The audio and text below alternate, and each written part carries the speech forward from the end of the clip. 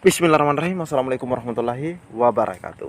Di video kali ini admin kembali berbagi informasi penting buat rekan-rekan semua, di mana pada video kali ini admin akan berbagi info terkait ciri honorer yang masuk dalam P3K part time, teman-teman ya, part time. Nah, jadi buat rekan-rekan semua yang lagi menonton video ini, silahkan disimak videonya dengan baik, jangan di skip agar tidak salah dalam memahami informasi yang admin bagikan. Jika ada suara-suara berisik, abaikan saja rekan-rekan ya. Nah, untuk tampilan portal SSCSN sendiri, teman-teman ya, di sini kita bisa lihat tampilannya ada kalimat atau informasi bahwa data informasi yang tersedia merupakan data formasi tahun anggaran 2023. Artinya, jika teman-teman mengecek kembali di bagian jenis formasi, instansi, atau di bagian ini ya lebih tepatnya, maka yang muncul itu masih data formasi tahun anggaran 2023. Jadi teman-teman jangan salah, teman-teman ya, harus tahu bahwa data yang ada di sini itu masih data tahun 2023. Nah, selanjutnya kita ke informasi dari Menteri Pan-RB. Menteri Anas ungkap kriteria honorer jadi P3K part-time, jangan kaget. Nah, ini teman-teman ya informasinya terbaru hari Rabu atau hari ini. Jangan kaget katanya. Oke, kita cek bersama-sama. Menteri Pan-RB atau Menteri Pendayagunaan Aparatur Negara, Bapak Abdullah Azwar Anas, mengungkapkan pemerintah akan menuntaskan masalah honorer tahun ini, yaitu di tahun 2024. Yang sebagian diangkat jadi P3K part-time. Nah, untuk bocorannya sendiri teman-teman bisa lihat di video sebelumnya. Itu ada materi dari Menteri Pan-RB bahwa untuk tenaga kesehatan itu tidak masuk part-time, teman-teman ya. Untuk nakes, ya, untuk nakes tidak masuk dalam part-time. Nah, selanjutnya penuntasan honorer sebagai mandat dari pasal 66 Undang-Undang Nomor 20 Tahun 2023 tentang ASN atau aparatur sipil negara. Dalam pasal tersebut, pemerintah diberikan tenggat waktu hingga 31 Desember 2024. Artinya honorer sudah harus selesai, teman-teman ya. Penuntasan masalah honorer ini dimulai dengan rekrutmen. Nah, ini ya, dimulai dari rekrutmen CPNS tahun 2024 dan P3K yang menyediakan lokasi gendut. Nah, bahasanya ya, yakni sekitar 2,3 juta formasi. Nah, dari 2,3 juta formasi itu sebanyak 1,6 juta dialokasikan untuk P3K instansi pusat dan daerah. Jadi teman-teman juga harus tahu, Menteri Anas mengatakan pemerintah menyediakan formasi khusus bagi honorer dengan kuota P3K 100%. Jadi pemerintah menyediakan formasi khusus bagi honorer dengan kuota 100%. Kuota P3K 100%. Dikatakan honorer yang sudah masuk database BKN akan diangkat jadi P3K penuh waktu dan paruh waktu. Nah, ini teman-teman ya, jadi yang sudah masuk dalam database BKN atau masuk dalam pendataan pada tahun 2022 yang lalu itu diangkat P3K penuh waktu dan P3K paruh waktu atau part-time. Insya Allah semua honorer yang masuk pendataan BKN dan telah terverifikasi validasi oleh BPKP akan diangkat dalam P3K penuh waktu maupun paruh waktu.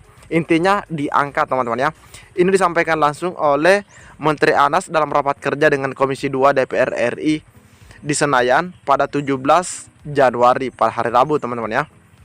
Oke, kita lanjut.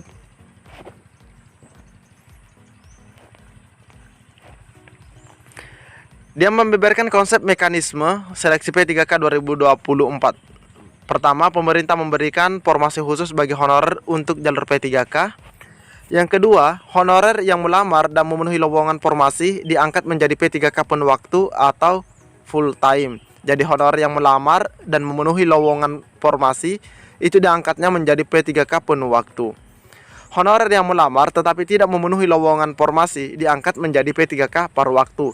Mungkin ini maksudnya teman-teman ya, kalau yang dibutuhkan 5 tapi yang lolos atau mencapai nilai ambang batas misalnya 10, jadi limanya itu masuk dalam paruh waktu.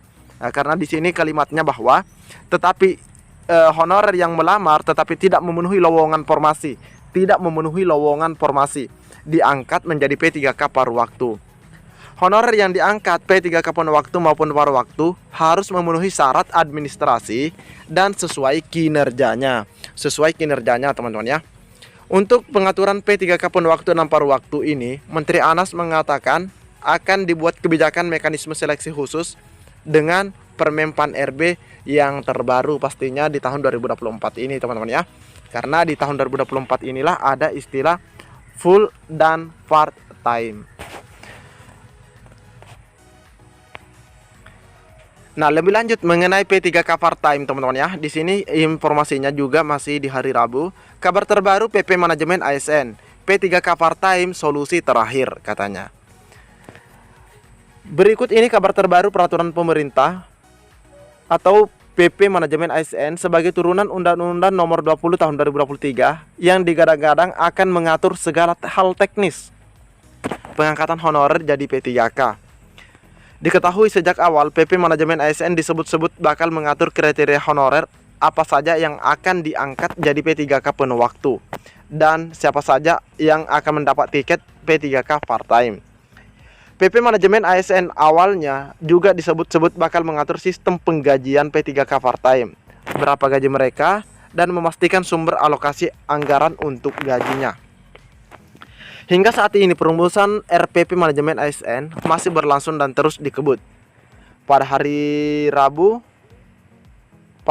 Menpan RB Abdul Aswar Anas memimpin rapat koordinasi bersama instansi paguyuban Pan RB membahas progres penyusunan RPP Manajemen ASN.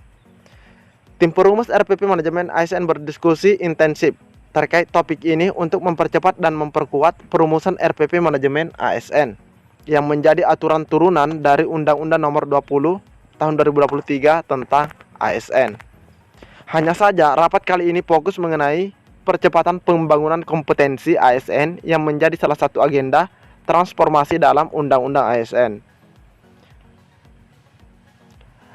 Dan merupakan salah satu substansi penting dalam RPP Manajemen ASN. Keterangan Humas Kemenpan RB sama sekali tidak menyinggung soal penataan non-ASN dalam kaitannya dengan pengangkatan honorer jadi P3K.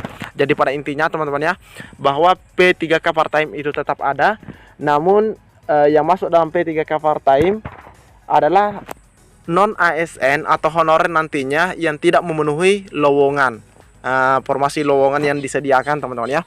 Jadi yang kalah ranking itu masuk part-time, kurang lebih seperti itu, teman-teman ya.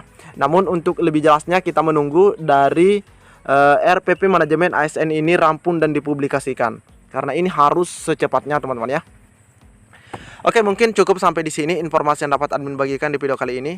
Lebih dan kurangnya admin mohon maaf. Assalamualaikum warahmatullahi wabarakatuh.